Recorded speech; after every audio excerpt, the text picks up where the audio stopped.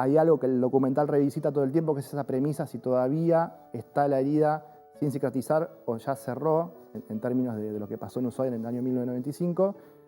Y muchos preguntaban eso. ¿Ustedes piensan como realizadores, como productores, como directores, si esa herida cicatrizó?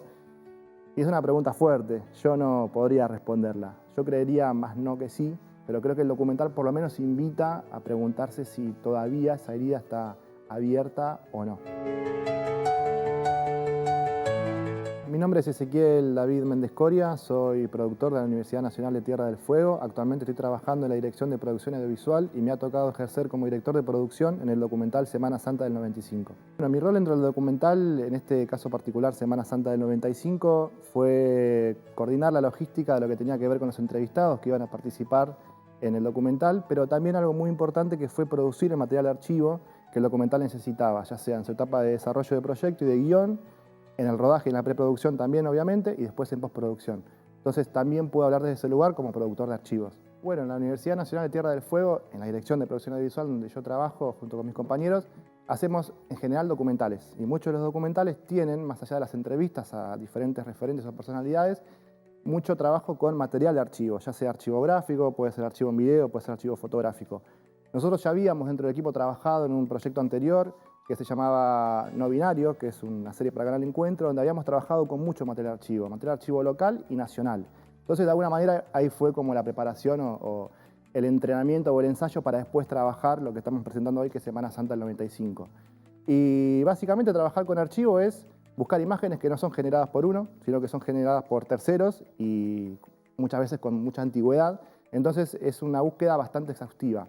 Yo desde mi rol de producción lo veo en diferentes momentos. El primer momento es en la etapa de desarrollo del guión o desarrollo del proyecto, donde a veces hay materiales más específicos, que en el mejor de los casos vienen con un link pedido por el director o la guionista, y a veces materiales más generales, que es una idea o, no sé, una imagen que puede llegar a ser llegada de gente en avión, fábricas del año 1980. Y bueno, todo eso tiene como sus pros y sus contras, pero ahí está como el primer trabajo en relación a material de archivo, en la etapa de guión. Bueno, en el caso particular de Semana Santa del 95, que trata sobre el asesinato de Víctor Choque y todos los acontecimientos ocurridos en la Semana Santa del 95, bueno, con la represión y el cierre de fábricas y demás, había un tema muy específico, que era el tema de la fábrica en el año 1995. Y después había una serie de entrevistados o personas que íbamos a convertir en protagonistas del documental, que también traían junto con ellos un montón de archivo, que es archivo familiar, básicamente fotos analógicas en 10x15 y demás. Pero bueno, habían algunos archivos que ya están identificados, como por ejemplo documental Semana Santa, Sangre y Fuego, que está hecho por gente de Río Grande, también por el Canal 13 de Río Grande, que había gran caudal de material de archivo y todo recopilado, reunido, juntito, entonces era una gran ventaja. Después había mucho material también que vimos en YouTube, que había que, bueno, obviamente avanzar sobre lo que es la calidad, sobre lo que es el tema del costo de ese material, sobre cómo traerlo a Tierra del Fuego y ver si estaba accesible en términos de derechos.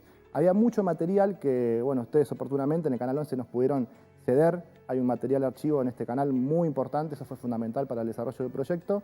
Y después había material de la TV Pública Nacional, de la RTA, había material del Museo del Fin del Mundo, había material del Archivo General de la Nación, había material de algunos archivistas locales que fueron en los 90 generando algunas imágenes en VHS en general, así que había bastante video. Y bueno, después había mucho archivo gráfico de diarios, Diario del Fin del Mundo, diarios nacionales. Hay un archivista privado que se llama Difilm, que también tiene algunas cosas de Telenoche, Canal 13, Canal 11, de los canales públicos y privados más importantes del país. Así que había bastante material como para empezar a trabajar. Pero bueno, después cuando empezamos a entrevistar a las personas, vimos que hay una segunda etapa que es el material que se despide de las entrevistas, que quizás algún entrevistado se acuerda de algo, o trae a colación algún nombre. Entonces ahí hay material nuevo para buscar. Y quizás no es tan específico como el que te puede dar el director o guionista que tiene un link, sino que hay que empezar como a rastrear y buscar materiales que quizás desde la producción no está tan en claro, pero bueno, está bueno porque en vez de buscar algo específico que quizás no es tan accesible, ya desde producción le damos nuestra mirada, que es buscar el material que sí está accesible, para poder ofrecerle al director y al productor, perdón, al director y al guionista, y decirle, bueno, esto está libre de derechos, o conseguir la cesión de derechos es fácil, está en alta calidad, el envío de donde sea a Ushuaia es un poco más fácil, no tiene un costo, o bueno, o tiene un presupuesto muy chiquito. Entonces ya ahí desde producción es como que uno ofrece lo que está más accesible, en cambio en guión es como al revés, es como que uno agarra lo que está en el guión y tiene que un poco volverse loco buscando ese material y a veces está en YouTube pero no está accesible. O sea, que esté liberado, que esté dando vueltas por internet, muchas veces no quiere decir que se pueda usar libremente. Es un trabajo en equipo, uno desde producción releva y busca el archivo que pide el guión o que pide el director o que pide la narrativa del documental. Y por otro lado, de producción va ofreciendo material alternativo de estas cuestiones más generales que uno quizás va ofreciendo. Cuando uno lee un guión como productor, dice escena 1, entrevista a Mario Urquiza, referente de la UOM, y él dice cómo llegó a la isla. Y bueno, ahí uno busca fábricas, busca aviones que van llegando en la década del 80 y demás. Pero eso se va recopilando y después se va usando algunas cosas sí, otras cosas no. Al final, cuando ya estamos cerca del armado final, que sería como la tercera etapa, uno hace como el último peine fino para ver qué liendre quedó ahí suelta, y ahí como que ya ve bien cuál fue el archivo que se usó. En general se usa de lo que se consigue, o por lo menos en este proyecto, casi todo. Muy pocas cosas quedaron afuera, porque el archivo fue buscado por necesidades del documental, o por anécdotas o cuestiones que los entrevistados iban largando en el rodaje, en las entrevistas. Es un laburo en equipo. Producción busca y ofrece archivo, dirección selecciona, edición termina de hacer la selección más pequeña, y bueno, ahí va pasando por el tamiz del proyecto, pero en general uno ofrece más de lo que después se usa, pero en términos de edición se va recortando y se usa casi todo. La verdad que en ese sentido fue un laburo en equipo. Sí, siempre hay gestión, porque todo lo que no es de uno es de otro, y si es de otro hay que pedir un permiso. Y como sabemos, el audiovisual es una obra colectiva donde todos de alguna manera aportan creativamente algo para poder generar ese producto final que lo vemos en las pantallas. Entonces, todo lo que vemos que no es generado por nosotros, que son las entrevistas o quizás alguna imagen de dron o alguna imagen más situacional, algún personaje caminando por la ciudad y demás, es archivo. Es archivo nuestro que ya tenemos de proyectos anteriores o de personas privadas, personas físicas, de instituciones o de canales. Entonces, todo eso tiene una sesión donde dice que ese cedente cede al sesionario usar ese archivo, esa imagen en general en video, por determinado tiempo, en determinado plazo, en determinado territorio, y hay un documento legal que afirma que ese archivo se puede usar gracias a ese documento, a esa sesión. Partamos de la base que los proyectos que hace la universidad no tienen fines de lucro, nosotros no comercializamos nuestros contenidos, entonces la sesión se hace en términos gratuitos, ¿no? Por un valor más que nada pedagógico, educativo y demás. En otros casos, en otras producciones es distinto, puede haber ahí un intercambio monetario. En nuestro caso no, pero sí, todo esto está cedido de manera formal y también para asegurarnos de poder tener la máxima calidad posible, de poder tener un envío prolijo, de poder citarlo de la mejor manera en los créditos, porque uno cuando cede el material también de alguna manera hay un montón de derechos que vienen conectados a ese material, a la integridad, a derechos morales, derechos a la intimidad y demás. O sea, no me quiero poner en jurídico, pero hay como toda una cuestión que más allá de la teoría de lo jurídico, tiene que ver con la práctica, pero que uno tiene como que contemplar todos esos factores porque es parte del trabajo de producción. Pero sí, todo fue cedido y todo tiene su respaldo legal en ese sentido, así que el proyecto tuvo mucho trabajo de gestión de archivos en ese sentido. Bueno, mira un balazo, pero no tiene. Que utilizaron balas de goma. Están tirando con balas en serio, ¿qué balas de goma? Balas en serio, están tirando. Se quebró algo en la sociedad de Ushuaia.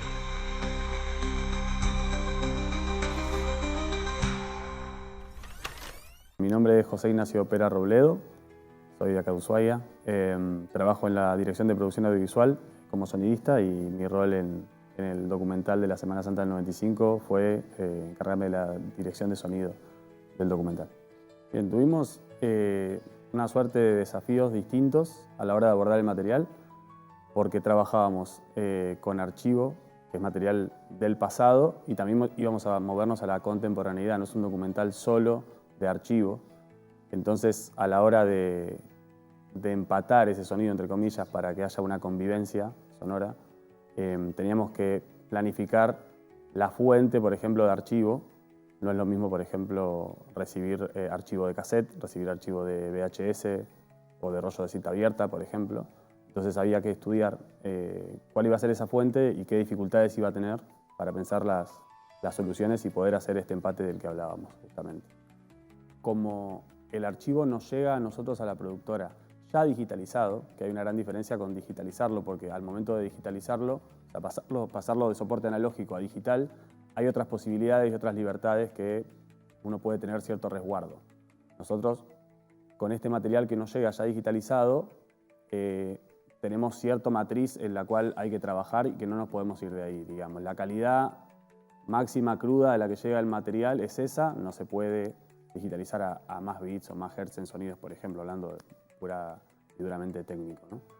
Pero lo que pensábamos era qué queríamos enfatizar nosotros en el archivo, qué queríamos que se cuente, y de esa manera se hace toda una planificación de cómo vamos a trabajar el material de archivo. Después una revisión para ver cuáles son las problemáticas que tienen. Obviamente hay archivos más destruidos, si se quiere, que otros.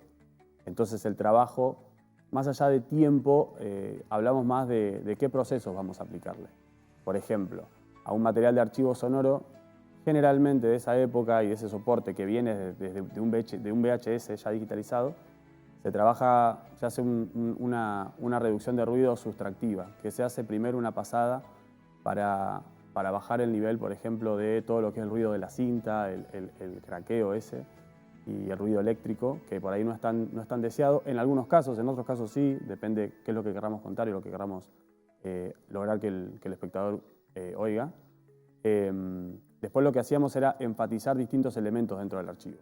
Por ejemplo, si es una entrevista a un político, tratábamos de trabajar ecualización de voces y justamente remasterizar los niveles, porque incluso mismo en la misma edición que había en el VHS o la misma edición que hubo después en postproducción, a la hora de trabajar un relato, no siempre la persona dice exactamente lo que nosotros necesitamos que diga para contar mejor la historia y se hacen cortes muy abruptos y demás. Entonces se hizo uso de muchas herramientas actuales, como sea esto, reducción de ruidos, ecualizadores, compresores, y también trabajamos mucho con IA. Entonces, a la hora de poder abordar estas problemáticas, pasamos por todas esas etapas para poder lograr el objetivo, digamos. Muchas veces cuando hacemos laburos audiovisuales, pensamos mucho en el contenido técnico, pero a veces nos queda la pata artística también por contar. Entonces, yo siempre digo que todas estas imperfecciones que pueda ya tener el soporte o el material, muchas veces ayudan a contar también la historia. Sabemos que no era fácil tomar esos registros en esos momentos, en esos móviles, con las herramientas que se tenían. Hoy por hoy uno va con un equipo mucho más liviano, mucho más fácil de manejar. Hay mucho menos riesgos, digamos, riesgos técnicos a la hora de corregir un sonido que se grabó mal o un cuadro que se filmó fuera de foco. En ese momento era otro el desafío, entonces traer un poco a la época actual, a la contemporaneidad, un poco de esa realidad, un poco de esa imperfección audiovisual, me gusta decirle, hace que sea un proyecto, creo yo, de una calidad mucho más humana y una calidez sobre todo. Y creo que no hay que dejar de lado nunca eso a la hora de plantear el diseño sonoro o el guión o el relato que queremos contarles. Cuando hablábamos de enfatizar ciertos elementos para ayudar a contar mejor la historia, justamente hablábamos o ya sea la voz de un entrevistado o justamente el sonido ambiente de esos momentos claves que se dieron en la Semana Santa del 95. Entonces, lo que ahí se decide hacer, bueno, es una charla mano a mano también con la dirección, a ver en qué elementos queremos enfatizar. Y lo que se hace luego de la limpieza de ruido, digamos, que quede el escenario, digamos, más libre para trabajar, se eligen estos elementos, pueden ser los disparos, los gritos de la gente, el fuego de los tachos en la manifestación, el viento chocando contra los micrófonos, las ambulancias. Hay un montón de elementos que hacen al paisaje sonoro que al trabajar con archivo muchos sufren, se destruyen. Entonces lo que hacemos es, en primera instancia, respetar lo que es, digamos. O sea, si hay disparos que se escuchan medio cortados, bueno, ok, resonorizamos esos mismos disparos. Okay, no acrecentamos ni quitamos también, porque no queremos mentir, digamos, ¿no? Yo podría llenar de disparos, llenar de gritos, llenar de gente tosiendo por el humo, pero quizá le estoy quitando un poco de veracidad a la historia real. Entonces, nuestro criterio fue el de respetar esa realidad, entonces fue muy cuidadoso a la hora de resonorizar todas las piezas. Entonces, lo que hacíamos era emprolijar y completar si faltaba información en cada impacto, en cada grito, en cada sirena sonando con un auto yéndose de la escena. Entonces, ese fue nuestro criterio. Y siempre también tratamos de completar el paisaje sonoro con el clima tan particular que tenemos en Tierra del Fuego, que siempre es un viento constante, un mar quizá chico de fondo, dependiendo de dónde está filmado, si es más cerca de la costanera o más lejos, eso también se acrecenta. Entonces ese tipo de elementos son los que vamos trabajando. Hay que buscar, por ejemplo, en muchos casos, los sonidos de los motores de la época. No es lo mismo un motor de ahora que de un Renault 12 de esa época, o los vehículos que estaban en principios de los 90 acá en Ushuaia, que eran otro tipo de mecánica y demás. Eso también hace a formar parte de este paisaje sonoro. El silencio es un elemento más de las herramientas que tenemos para contar una historia. Digamos, se podría pensar como una pieza musical, quizá una vez un relato, donde están las notas que pueden ser las voces de las personas, los entrevistados, el mensaje y también las pausas. Esos aires que tenemos después de que sucede algo bastante significativo, por ejemplo, o quizá los saltos también, esa cadencia que se llama de cuando algo se escucha cada vez más fuerte y que parece que va a explotar el parlante y de repente hay una paz completa. Esos saltos también trabajan a nivel sensorial en el espectador, que es lo que se trata de buscar mucho. Nosotros en este caso trabajamos los silencios acompañando la parte musical, ¿no?, que habíamos pensado con el diseño del documental, para que si se dijera algo importante o necesitáramos generar ese tipo de sensaciones, ir haciendo un increyendo musical en el que pareciera que no hay elementos, que nos deja reflexionando y de repente empieza a anticiparse algo que puede llegar a pasar. Como puede ser, por ejemplo, un disparo, que de repente estamos en una entrevista y se escucha un disparo y una persona no entiende qué es lo que sucede y de repente aparece la imagen de la represión y todo eso cobra sentido. Eso genera un sentimiento muy fuerte en el espectador. Lo mismo también cuando quedamos en silencio total y nos quedamos como reflexionando sobre lo que acaba de suceder, por ejemplo, o esperando qué es lo que viene. Cayó la primera piedra y cuando cae la primera piedra no lo paras con nada.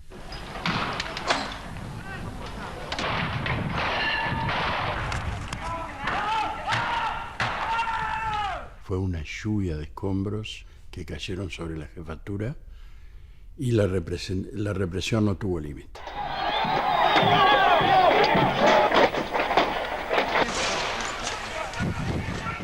Lo que yo podría recomendar o dejar un consejo siempre es pensar en qué queremos contar desde el sonido, o cómo queremos sumar al relato desde nuestro rol.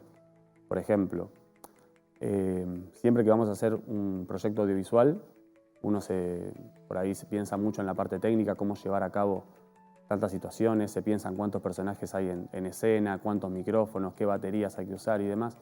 Yo apuntaría mucho más la energía en pensar qué queremos contar desde el sonido, qué tipo de sonido, cómo queremos que suene nuestro proyecto. Si es un sonido mucho más orgánico, mucho más natural, si queremos que algo suene mucho más urbano, más moderno, más antiguo. No es lo mismo tener esa premisa a la hora de salir al rodaje que no tenerla. Por ejemplo, si yo hago un trabajo, por ejemplo, como el documental de Semana Santa del 95, yo ya sé qué es lo que quiero, qué es lo que busco, hablando con la dirección, presentándole mi diseño sonoro, que busco el sonido de la calle, el sonido de las veredas de la gente, los pasos de la gente, los murmullos, el mar, la costanera, porque también sé que en algún momento voy a tener que llevar al espectador hacia esos lugares.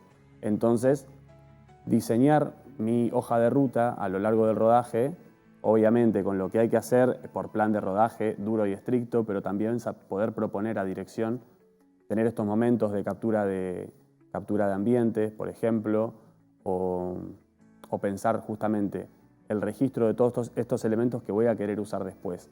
Porque pensándolo desde un principio, uno puede abordar de una manera mucho más libre y con mucha más conciencia a la hora de rodar y a la hora de postproducir también. Yo creo que está buenísimo estar al día con las nuevas tecnologías, digamos, que vienen como a servir ciertas herramientas para facilitar o para mejorar resultados de trabajo. Entonces, si bien, por ejemplo, la inteligencia artificial es mirada de reojo en muchos aspectos, nosotros tratamos de tomar en nuestro espacio de trabajo la inteligencia artificial como una herramienta más de laburo que nos da ciertas facilidades que antes no teníamos. Entonces, podemos lograr resultados más finos. Por dar un ejemplo, a la hora de realizar el montaje, el montajista hace cortes en el diálogo que muchas veces quedan muy abruptos, o quizás hay un corte por un error en la cinta, un salto en la cinta, y la frase que está diciendo esa persona se corta. Se llega a entender qué es lo que quiere decir esa persona o la palabra que está diciendo, pero no está a nivel técnico completo ni bien hecho. Entonces, distintas herramientas que te da la inteligencia artificial, como por ejemplo puede ser el poder completar frases de personas que vienen con un diálogo ya pregrabado, o por ejemplo a nivel video podemos hablar de las fotografías que teníamos de la época que no están con la resolución que venimos trabajando nosotros, que es 4K, por ejemplo, y que si uno hiciera un estiramiento de esa foto para llegar a los márgenes establecidos por el video, esa foto se rompería, se vería muy mal, y se usan ese tipo de herramientas para facilitar. Tratamos de no ser muy invasivos, honestamente. Todos sabemos qué cosas, qué alcance puede tener hoy por hoy, o ni siquiera muchos no lo saben, pero qué alcance puede tener hoy por hoy la inteligencia artificial, en malas manos también, ¿no? Pero nosotros tratamos de darle este uso como una herramienta más, ya sea poder completar frases de personas aprendiendo la voz y poder reproducirla también, o como para hacer un resizing, que sería el poder darle el tamaño correcto del formato que venimos laburando a las imágenes y a los videos de archivo también, y que la gente pueda escuchar y ver mucho mejor lo que sucedía en esos momentos. Nosotros, en nuestro espacio de laburo, ya llevamos 10 años laburando juntos, entonces es como un equipo de fútbol que se entiende medio de memoria, ¿no? Entonces tenemos cercanía, laburamos a la par todo el tiempo, entonces cuando hablaba de abordar previamente en el diseño sonoro y en la preproducción un proyecto, hablamos también de estas dinámicas de trabajo en conjunto. Entonces, todo el tiempo el montajista, que es quien primero me presenta el material a mí y me lo manda a mi computadora para yo poder trabajarlo, todo el tiempo estamos en permanente intercambio para ver qué cosas pueden lograrse, qué cosas no se pueden lograr. Por ejemplo, él me dice, situación, José, ¿podés venir por favor? Mirá, tengo esta entrevista que tiene esta parte del audio cortada. ¿Cómo la ves? ¿Ves que es recuperable? ¿Ves que nos va a servir? A veces son destrucciones muy fuertes que hay en el archivo y a veces son insalvables, pero justamente por este tipo de herramientas que van apareciendo en la contemporaneidad, cada vez es más posible recuperarlas. Entonces, hacemos un intercambio ahí con nuestros criterios, un poco de sentido común y con nuestra experiencia laboral también, y vemos hasta dónde sí y hasta dónde no podemos tener esos márgenes de trabajo, y vamos haciendo un intercambio. Yo le devuelvo algunas pruebas que voy haciendo a ver si sirven, si no sirven. También se intercambia mucho con el director. Entonces, esa es la dinámica que va apareciendo, y a la vez, también al no ser un equipo de trabajo tan grande, muchas veces los montajistas y editores son los mismos camarógrafos o el director de fotografía. Entonces, todo esto que hablaba del diseño previo, ellos también filman con esta primera idea, ¿no?, de poder llegar a empatar este material y que conviva con el material de archivo previo.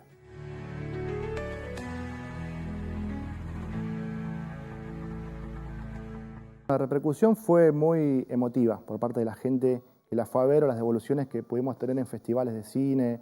Se estrenó en la universidad, obviamente. Después se pasó en el Cine en Grande, que es un festival muy importante de la provincia, por no decir el más importante de la provincia. Después en el Festival Audiovisual de Bariloche, que es el más importante a nivel patagónico. Y ahí siempre pudimos presentarla, y después hace un intercambio con la gente que va a ver la peli. Y uno escucha, ¿no?, las preguntas y escucha las devoluciones y demás. Y fue todo muy emotivo. Yo creo que en el contexto que estamos hoy, y las imágenes de archivo, y bueno, y todo lo que está pasando en el país, es un tema que se actualiza, lamentablemente, constantemente. Y creo que más allá del asesinato y la muerte de Víctor Choque, que fue la punta del iceberg, atrás de todo eso había ola de represión, bueno, despidos, gente que se quedó sin laburo, familias que se quedaron sin el sueldo a fin de mes, y todos sabemos que en Patagonia, ni hablar, no tener trabajo es muy duro, más si uno no tiene una contención familiar. Entonces es un tema que yo creo que es muy actual, es muy nuestro, es muy de acá, muy de Tierra del Fuego. Y todas las devoluciones fueron emotivas. O sea, si tuviera que resumir cuál fue la devolución de la gente, es que es un tema muy actual y que toca una fibra muy, muy humana, que no solo tiene que ver con Tierra del Fuego, sino con todo el país y con toda la gente que fue a trabajar a diferentes lugares del país. Y en particular, una persona lo que dijo en Río Grande, que bueno, bien sabemos que es un contexto bien fabril, lo que decían es que les parecía que estas imágenes eran de hace poco. Entonces, hay algo que el documental revisita todo el tiempo, que es esa premisa, si todavía está la herida sin cicatrizar o ya cerró, en términos de lo que pasó en Ushuaia en el año 1995. Y muchos preguntaban eso. ¿Ustedes piensan como realizadores, como productores, como directores, si esa herida cicatrizó? Y es una pregunta fuerte. Yo no podría responderla. Yo creería más no que sí, pero creo que el documental por lo menos invita a preguntarse si todavía esa herida está abierta o no. Bueno, yo creo que la universidad, así como el canal, son espacios para experimentar, en nuestro caso audiovisualmente, pero también para recuperar imágenes, porque lo que yo pienso es que estas imágenes que nosotros hoy le decimos material de archivo, en su momento fueron imágenes de la actualidad, no fueron pensadas para que en 30 años haga un documental, fueron pensadas para grabar, ni hablar veo los móviles, o sea, registrar lo que está pasando en ese momento, para dejar una huella o una verosimilitud del momento, pero no sé si fue pensado como archivo. Que se pueda guardar ese archivo, pero ni hablar que se pueda después convertir en una pieza nueva, para mí es algo fundamental. Y creo que el archivo en el documental ve un caldo de cultivo sumamente interesante. No solamente para experimentar con las imágenes, sino para dejar un mensaje y para actualizar algo que quizás, si no se ve todo juntito y como guionado y narrativamente cerradito, se pierde. No tiene importancia para las sociedades actuales ni hablar las generaciones que vienen. Entonces yo ahí como que destaco el laburo de la universidad para hacer esas producciones con archivo y el laburo de la universidad con la TV Pública Fueguina en este caso, como dos instituciones hermanas para poder hacer este documental, que sin las imágenes que la TV Pública se dio no se hubiese completado del todo. Yo creo que ese es el rol de la universidad, revisitar de alguna manera el pasado con un sentido de presente y también salir del aula, que la universidad no es solamente ir a dar una clase o ir a tomar una clase, ya sea docente o estudiante. La universidad también está en la calle y está en todo el territorio. Y el documental tiene un video que lo que hace es perdurar en el tiempo y en el espacio. Y eso para mí es lo fundamental.